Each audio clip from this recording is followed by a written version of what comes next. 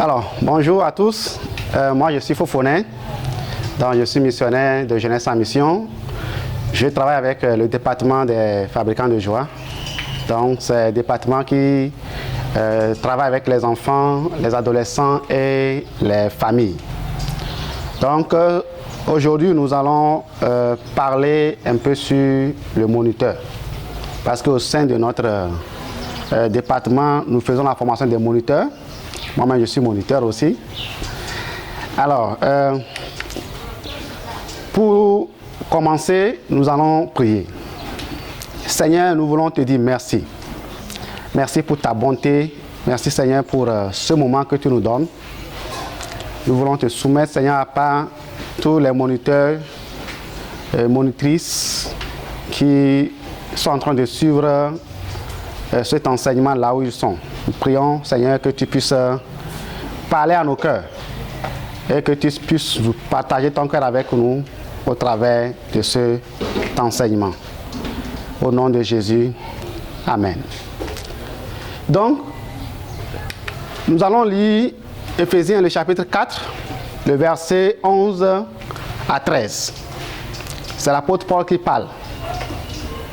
Il dit: c'est lui qui a donné les uns comme apôtres, les autres comme prophètes, les autres comme évangélistes, les autres comme bergers, les autres comme enseignants.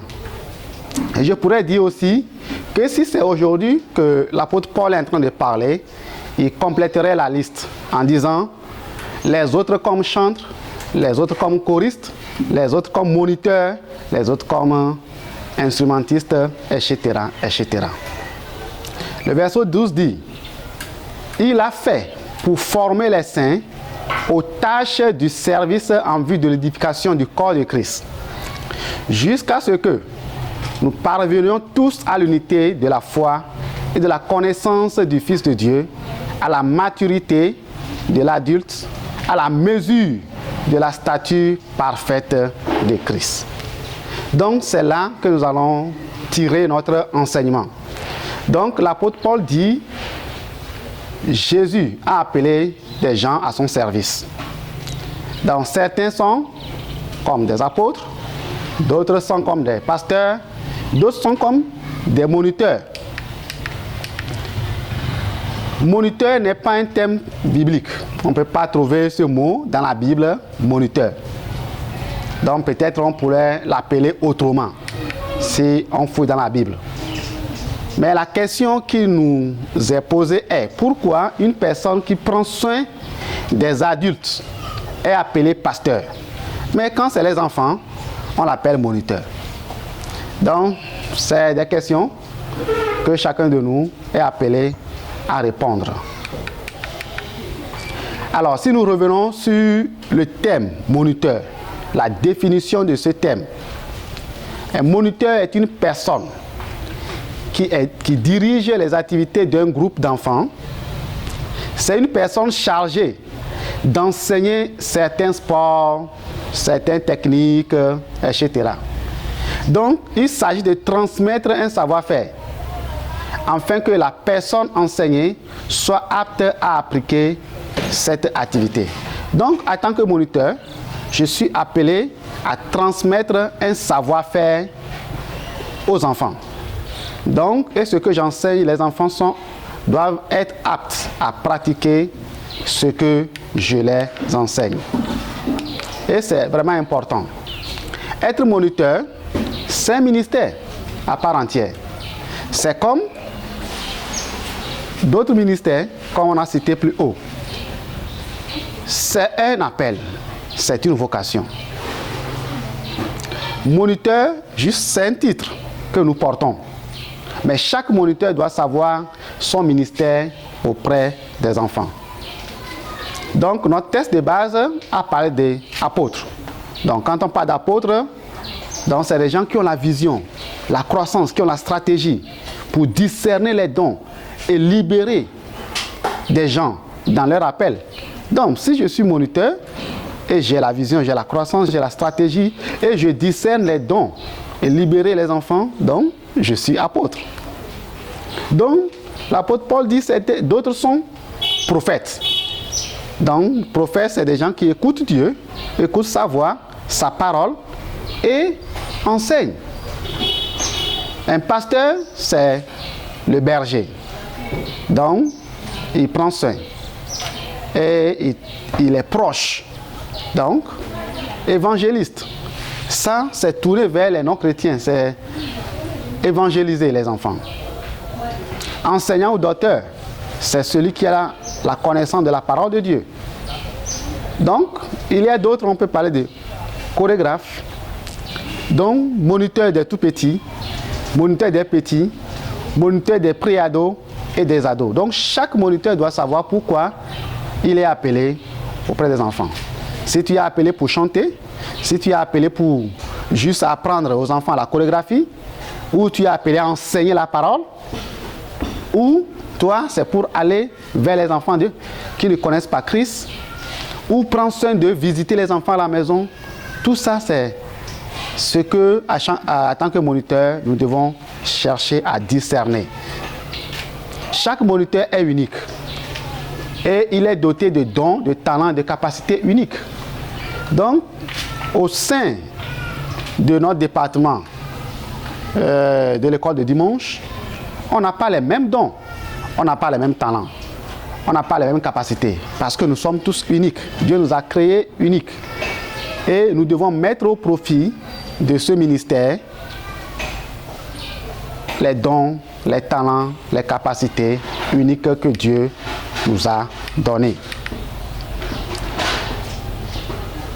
Ce qui est important en tant que moniteur que nous devons savoir, c'est que un moniteur est synonyme d'écran.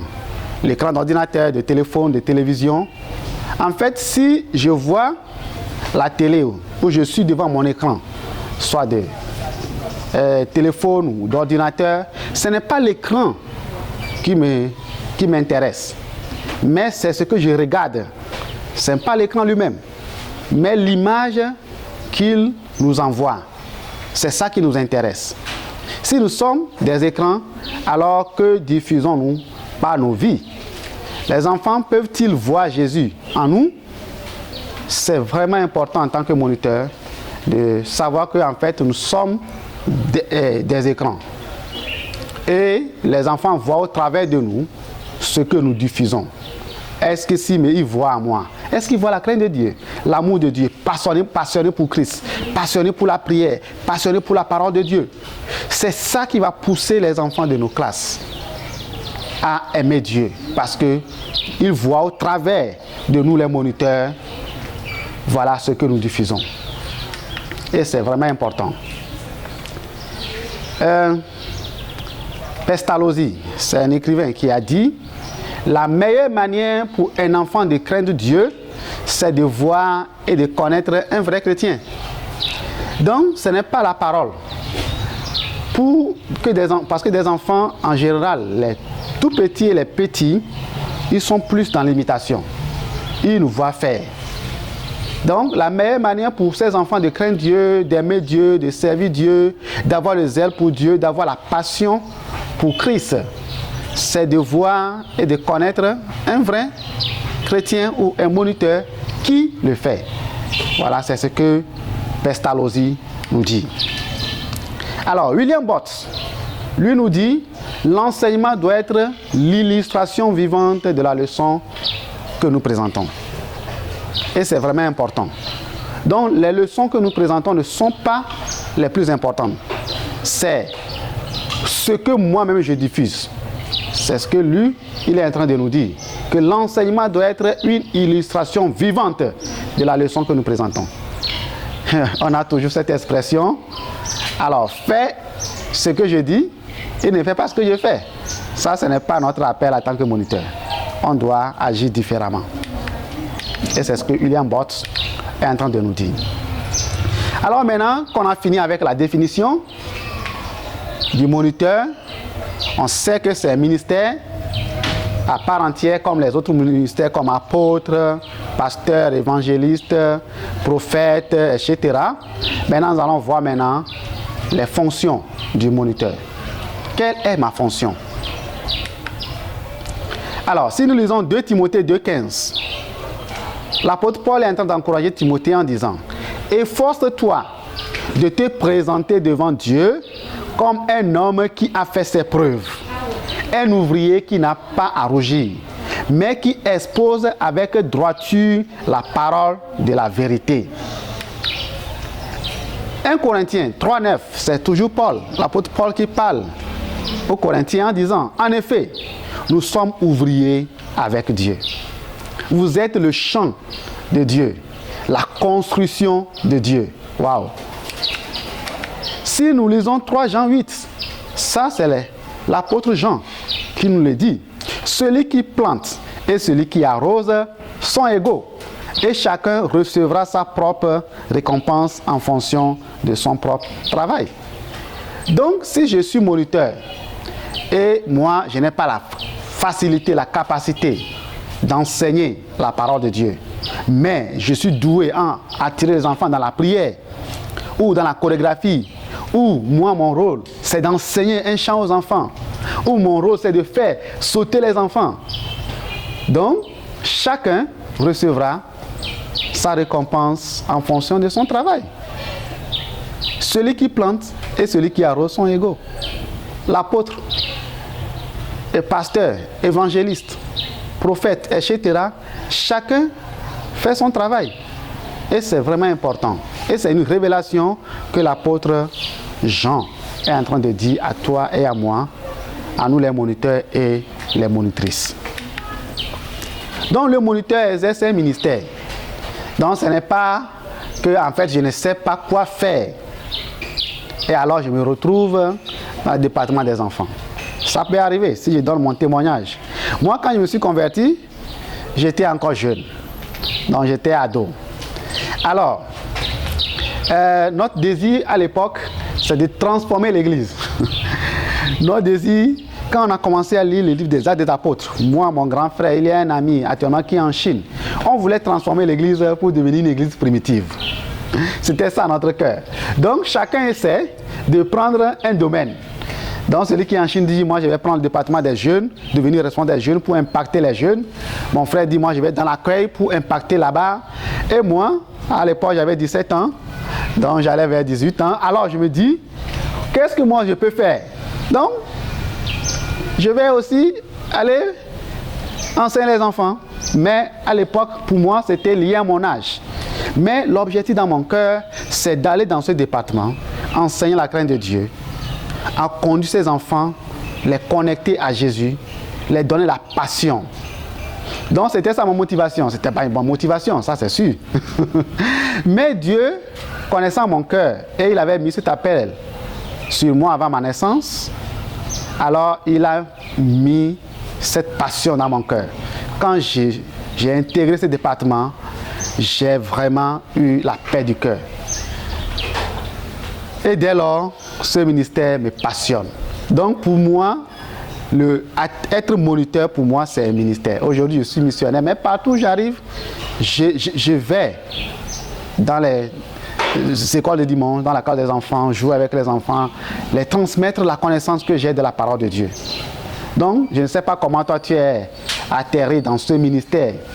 Si quelqu'un t'a invité, ou il y a un manque de gens, ou tu ne sais pas quoi faire, tu ne sais pas chanter, tu n'es pas doué pour jouer un instrument, etc. Tu te retrouves dans ce département. Il faut savoir que Dieu a mis ça dans ton cœur quelque part. Mais ce n'est pas le cas, le mieux, c'est d'abandonner. Parce que c'est un ministère à part entière. Donc, le moniteur est aussi au service de Dieu. Donc, quand on voit les 3 tests là, le moniteur exerce un ministère. L'autre point, le moniteur est au service de Dieu. Alors, autre point, le moniteur est ouvrier avec Dieu et non ouvrier pour Dieu. On travaille avec lui. On est ouvrier avec Dieu. Donc, alors, le moniteur est sur le chantier du grand maître. Il est sur le chantier du grand architecte qui est Dieu. Donc, il doit rendre un service de qualité. Alors, si je suis conscient que je suis moniteur et je suis au service du grand maître, ce qui est important et intéressant, c'est que nous les moniteurs, nous travaillons avec Dieu. Alors si je travaille avec lui, je dois rendre un service de qualité.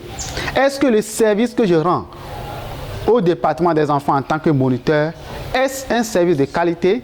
Est-ce que je prends le temps pour prier, préparer ma leçon? Dans la semaine, je réfléchis, qu'est-ce que je dois apporter de nouveau dans la vie des enfants?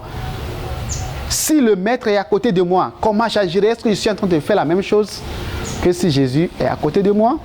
Est-ce que je produis vraiment un travail, un service de qualité? Parce que nous sommes avec le maître. Il est avec nous, il travaille avec nous. Nous savons que la qualité du service est proportionnelle au désir de travailler à l'entière satisfaction du maître.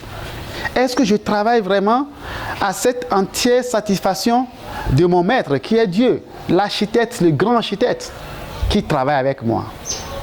Donc, notre rôle en tant que moniteur, c'est de travailler à l'entière satisfaction de Dieu. À cet effet, il nous faut l'endurance du soldat. Donc, le travail parmi les enfants, c'est un combat. Donc, c'est pour ça qu'on a besoin de l'endurance du soldat. En tant que moniteur, on doit avoir la discipline de l'athlète. Comment? Une obéissance sans condition aux règles, de façon à gagner la course. Que à la fin, je puisse dire j'ai eu le trophée. Donc, et aussi, en tant que moniteur, je dois avoir la persévérance et la patience du cultivateur, qui ne craint pas le dur labeur, en espérant une moisson qui glorifie le maître. Là, on va le lire, c'est l'apôtre Paul qui le dit à Timothée dans 2 Timothée, le chapitre 2, le verset 3 à 7.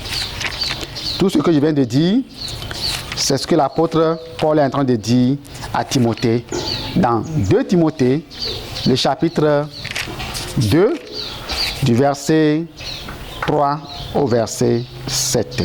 Alors, je lis. Souffre avec moi comme un bon soldat de Christ. Aucun soldat en service ne s'embrasse des affaires de la vie courante s'il veut plaire à celui qui l'a recruté. L'athlète n'est pas couronné s'il n'a pas lutté en respectant les règles. Le cultivateur qui travaille dur doit être le premier à récolter les fruits. Comprends ce que je dis et que le Seigneur te donne en effet de l'intelligence en toutes choses. Voilà, c'est ce que l'apôtre Paul est en train de nous dire. Et c'est important d'avoir cette endurance du soldat, la discipline de l'athlète, la persévérance et la patience du cultivateur. Ça, c'est les fonctions. Maintenant, nous allons voir le rôle du moniteur. Le moniteur a un rôle délégué. En fait, nous ne remplaçons pas les parents dans leur travail. Nous sommes en train de travailler en collaboration avec les parents. Et ça doit être clair pour nous. Notre rôle, c'est un rôle délégué. Les parents sont les premiers responsables de leur enfant. Ils sont les responsables devant Dieu pour l'éducation de leurs enfants. Donc nous les moniteurs, nous secondons les parents. Nous collaborons avec eux pour instruire l'enfant selon la voie qu'il doit suivre. On ne doit pas renverser les rôles. Je suis moniteur, j'accompagne l'enfant sur le plan spirituel. Et si l'enfant est chez moi, je dois travailler à ce que l'enfant devienne qui Dieu l'appelle à devenir. Mais je ne remplace pas les parents. Nous travaillons ensemble, en collaboration. Et c'est ça qui doit être clair pour nous. Si nous ne savons pas notre rôle, on va renverser les rôles, on va vouloir jouer le rôle des parents. Donc le moniteur a pour rôle de conduire les enfants à Jésus. Matthieu 19, verset 14. Il a pour rôle d'instruire, d'enseigner les enfants, selon la voie qu'il doit suivre, selon Proverbe 22, le verset 6. Le moniteur a une grande responsabilité spirituelle. Il est le berger des enfants. Jésus a dit à Pierre, à Jean chapitre 21, verset 16. Paix mes agneaux. Paître, c'est prendre soin, nourrir, former, guider, faire un disciple. Donc, on ne doit pas faire n'importe quoi avec les enfants. Non, parce que nous sommes le berger. Je suis le berger, tu es le berger de ces enfants. Il faut transformer tes pensées par rapport au travail que tu fais, parce que c'est un ministère en fait. C'est important de savoir que tu exerces un ministère. Donc, le moniteur doit donner le meilleur de lui-même pour ce ministère auquel Dieu l'appelle. Donc, le dernier point, c'est un grand point, hein? Les conditions pour être moniteur. Parce que pour être moniteur, c'est pas que je ne sais pas quoi faire dans l'église et je tombe dans ce ministère. C'est important de savoir que c'est un ministère très important. Et Jésus, avant de confier l'église future à Pierre, Jésus s'est assuré de l'amour que Pierre a pour lui. Et lui a posé la question dans Jean le chapitre 21, le verset 15 à 18. Simon, fils de Jonas, m'aimes-tu plus que tous? Pierre dit, oui Seigneur, tu sais que je t'aime. Et Jésus dit, alors paie mes agneaux, ou prends soin de mes agneaux. Alors pour la deuxième fois, Jésus repose la même question, est-ce que tu m'aimes plus que les autres? Et Pierre dit, Seigneur, tu sais que je t'aime. Et Jésus dit, alors prends soin de mes brebis.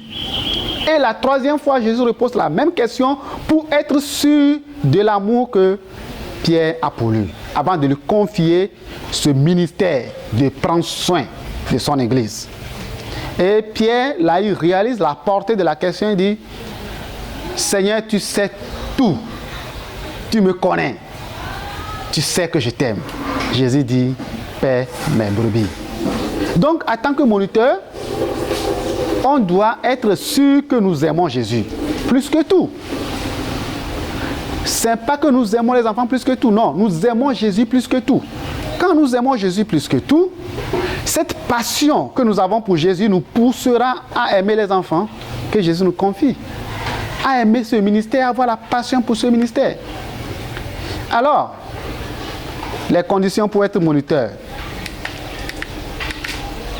Alors, pour être moniteur, la première chose, c'est connaître Jésus. Tout moniteur doit connaître Jésus. Si tu es au département des enfants, exerçant ce ministère, et tu ne connais pas Dieu profondément, intimement, personnellement, tu perds ton temps. Parce que l'apôtre Paul, quand il a prêché, il a dit, moi-même, après avoir prêché aux autres, il ne faut pas que moi-même je reste. Que nous les moniteurs, on ne reste pas. Dieu va dire, éloignez-vous de moi, je ne vous ai jamais connu, parce que vous ne m'avez jamais connu non plus. C'est lamentable. Donc si tu es moniteur, tu dois connaître Dieu, personnellement, intimement et profondément. C'est ça qui va te pousser à transmettre les mêmes choses aux enfants. Autre point, aimer Dieu par-dessus tout. Un moniteur doit aimer par-dessus tout. Plus que ton travail, plus que ta famille, plus que tes enfants si tu es parent, plus que le ministère même que tu fais, qui est le monitorat. Tu dois aimer Dieu par-dessus tout. Deutéronome 6, 4, 9 et Matthieu aussi. Autre point, on doit aimer la parole de Dieu. Le moniteur doit aimer la parole de Dieu. C'est triste des fois, tu vois le moniteur qui vient dimanche à l'église pour enseigner aux enfants et il n'a même pas maîtrisé l'enseignement. Parce que il vient, se tient devant les enfants et il rencontre des bêtises. Parce que lui-même, il n'a pas dominé l'histoire. Il n'a même pas pris le temps pour lire, étudier l'histoire. J'ai déjà vu plein de moniteurs comme ça. Ce que je dis, ce n'est pas juste des exemples. Et il est là, il est perdu, Il prend ici par là, il commence à prendre ici, toucher ici. Mais les enfants, ils nous regardent. Tu dois aimer la parole. Comment? C'est pas devant les enfants que tu dois aimer la parole. Ça, c'est une préparation depuis la maison. Donc, Psaume 119, verset 105 dit, ta parole est une lampe à mes pieds, une lumière sur mes sentiers. Donc, on doit aimer la parole de Dieu. Le moniteur doit aimer la prière, parce qu'on parle du combat spirituel. Aimer la prière. Le moniteur doit avoir une vie spirituelle authentique. Pas de haut et de bas. Ta vie spirituelle doit être authentique, constante, permanente. Le moniteur doit être appelé par Dieu pour cette fonction. C'est pour ça qu'on a dit, Dieu a appelé certains comme apôtres, d'autres évangélistes, d'autres prophètes, d'autres pasteurs, d'autres chantres, d'autres instrumentistes, d'autres moniteurs. Tu dois savoir qu'en fait, Dieu t'a appelé pour cette fonction. C'est important. L'appel, c'est ce que Dieu a mis en nous avant qu'on naisse. C'est une vocation. Et ça te donne la passion. Donc, le moniteur doit être membre d'une église locale. Donc, tu ne peux pas être moniteur d'une église. Et si tu n'es pas membre de cette église, donc c'est important d'être membre. Dans certains domaines, il faut avoir la carte de membre, tout ça. Être en accord avec la vision et les objectifs poursuivis par l'église. Donc, si tu es monté dans une église, tu dois être en accord avec la vision et les objectifs poursuivis par cette église. Et c'est important. Le moniteur doit être, ça dépend des dénominations, ça dépend des églises. Donc, certains exigent que le moniteur doit être baptisé, doit être membre actif, venir aux réunions de la semaine et avoir une carte de membre, avoir au moins 18 ans.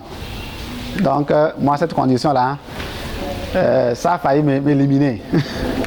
Donc, parce que j'avais 17 à 18 ans quand je suis rentré dans ce département. Avoir au moins 18 ans, c'est vraiment une condition très claire. Donc, un moniteur doit être loyal envers les responsables de l'église. Un moniteur doit être humble et soumis. Un moniteur doit être disponible et flexible. Un moniteur doit être prêt à travailler en équipe. Un moniteur doit être enseignable. Un moniteur doit participer aux rencontres et formations des moniteurs. Certains ont des formations des moniteurs, ils ne viennent pas. Mais c'est important. Ça fait partie de notre travail, la formation continue. Donc, s'il y a des rencontres, même pour préparer l'école de dimanche, tout ça, en tant que moniteur, on doit faire notre possible pour participer. Donc, un moniteur doit connaître la psychologie de l'enfant. Comment l'enfant fonctionne, comment ça se passe dans sa tête. Donc, ce thème, nous le disons, connais-moi pour mieux m'enseigner ou mieux m'accompagner. Donc, c'est un autre enseignement sur la psychologie que peut-être tu vas avoir aussi assez plus tard. Connaître la psychologie de l'enfant. Comment l'enfant fonctionne. Et tout ça, ça fait partie de la formation. Ça peut être des recherches personnelles. C'est important de le savoir. Un moniteur doit connaître chaque enfant individuellement. Si tu as 10 enfants dans ta classe, ces 10 enfants font 10 individus. Et que tu dois savoir à connaître ces enfants individuellement et personnellement. Si tu as 100, il faut imaginer. Donc, un moniteur doit connaître le milieu de l'enfant, là où l'enfant vit. Donc, c'est important parce que si tu connais le milieu dans lequel l'enfant vit, tu comprendras mieux pourquoi l'enfant réagit ainsi, pourquoi il réagit ainsi. Le moniteur doit connaître le cœur de Dieu pour les enfants. Ça, c'est aussi un enseignement que tu vas avoir plus tard. Un moniteur doit être un modèle. 1 Timothée 4, 12 l'a dit. Un modèle en parole. Le moniteur doit discipliner sa langue. Il ne doit pas participer au commérage. Il doit savoir parler aux enfants. Ça aussi, c'est lamentable.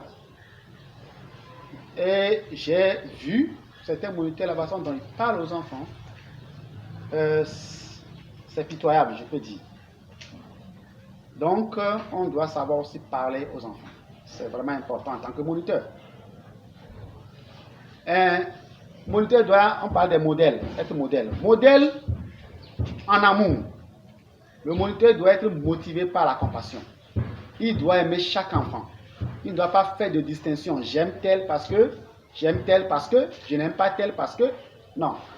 Le moniteur ne doit pas avoir de préférence. Son amour doit être désintéressé. Parce que Gilbert Cerbron dit, un enfant mal aimé est un adulte perdu. Et nous, les moniteurs, on doit aimer les enfants d'une manière désintéressée. Ça, c'est important. Un modèle en foi, une foi fondée sur la Bible, une foi qui voit les enfants dans l'espérance de ce que la grâce de Dieu peut en faire. Quand tu vois l'enfant, tu vois plus que ce que cet enfant qui est devant toi aujourd'hui, qui a 5 ans, qui a 6 ans, qui a 10 ans. Tu vois au-delà, tu projettes dans l'avenir. Ça, c'est cette foi fondée sur la parole de Dieu. Goethe nous dit, traitez l'homme tel qu'il est, il le restera. Traitez-le tel qu'il peut être, il le deviendra. Ça, c'est le travail de nous les moniteurs. Si tu traites l'enfant tel qu'il est, il le restera. Mais si tu le traites tel qu'il peut être, il le deviendra. Et c'est important. Nous, les moniteurs, nous sommes appelés à être des détecteurs des talents, des dons, des capacités dans ces enfants et les pousser à rentrer dans leur destinée. Un modèle en pureté. Pureté dans le regard, pureté dans la conduite, les gestes, le comportement, les actions. Pureté en parole, pureté dans les relations gars, filles, entre collègues, pureté dans l'habillement, simple et décent. Parce qu'on avait déjà dit plus haut, notre rôle en tant que moniteur, nous sommes un écran. Et les enfants voient tout ça au travers de nous. Si je suis un modèle en pureté, ils vont vivre aussi ce modèle qu'ils voient en pureté. Les enfants, pour terminer, les enfants apprennent par imitation. Les tout petits et les petits surtout apprennent par imitation. Et les grands même, inconsciemment, on apprend aussi par imitation. Donc, les enfants vont faire exactement ce que leur moniteur fait. Il y a un moniteur qui m'avait raconté cette histoire. Il dit, à un moment, parce que lui c'est quelqu'un qui aime se saper, mettre dedans et tire jusqu'ici. Tous les dimanches, il vient cravater. Donc les enfants sont partis dire aux parents, eux ils veulent des manches longues, ils veulent des cravates pour venir à l'église. Les parents ne comprennent pas. Mais après ils ont réalisé qu'en fait c'est la façon dont ce moniteur s'habille. Donc les enfants veulent l'imiter. Les enfants pleurent aux parents. Ils veulent mettre cravate pour aller à l'église. C'est intéressant. Donc, ils nous copient. Ils copient notre façon de vivre. Ils copient nos actions. Ils copient nos réactions. Donc, c'est pour ça qu'on doit faire attention. Alors, pour finir, le moniteur a le redoutable pouvoir, par son exemple, de rapprocher ou d'éloigner les enfants de Dieu. On a ce redoutable pouvoir. Par notre exemple. Ça peut rapprocher, ça peut éloigner les enfants de Dieu. Donc c'est pour ça qu'on doit être conscient du travail de ce ministère. Dieu nous appelle à ce ministère. Alors que le Seigneur nous bénisse, nous allons prier. Seigneur, merci beaucoup parce que tu nous as appelés à un ministère noble. Seigneur, nous sommes conscients que nous ne sommes pas dans ce département juste pour remplir le vide qui est là, ou pour être là juste à accompagner les enfants au moment où les parents sont occultes. Mais nous reconnaissons que, Seigneur, nous exerçons un ministère à part entière. Et tu nous appelles à exercer ce ministère avec toi. Aide-nous vraiment à travailler à l'entière satisfaction, Seigneur, du travail de ton cœur. Alors, nous sommes conscients, nous reconnaissons que nous influençons ces enfants et nous jouons ce rôle d'écran. À partir d'aujourd'hui, aide-nous à diffuser, Seigneur, les valeurs, les passions, la crainte de Dieu, ce qui va pousser les enfants à t'aimer plus, à être beaucoup plus proches de toi, à désirer davantage et davantage. Seigneur, aide-nous par le Saint-Esprit que tu nous as laissé. Si quelqu'un, en tant que moniteur, est découragé et il est fatigué de ce ministère et il veut abandonner, je prie maintenant au nom de Jésus, donne-lui une nouvelle énergie, une nouvelle force, qui réalise que en fait ce ministère, c'est Dieu qui m'appelle. Ce n'est pas un homme, ce n'est pas un pasteur, ce n'est pas un ami qui m'a appelé, c'est Dieu qui a mis cette passion en moi. Et je prie vraiment que ces moniteurs qui sont découragés, qu'ils soient encouragés par le Saint-Esprit et qui se lèvent et qui disent oui, je dis oui à cet appel et je vais aller jusqu'au bout.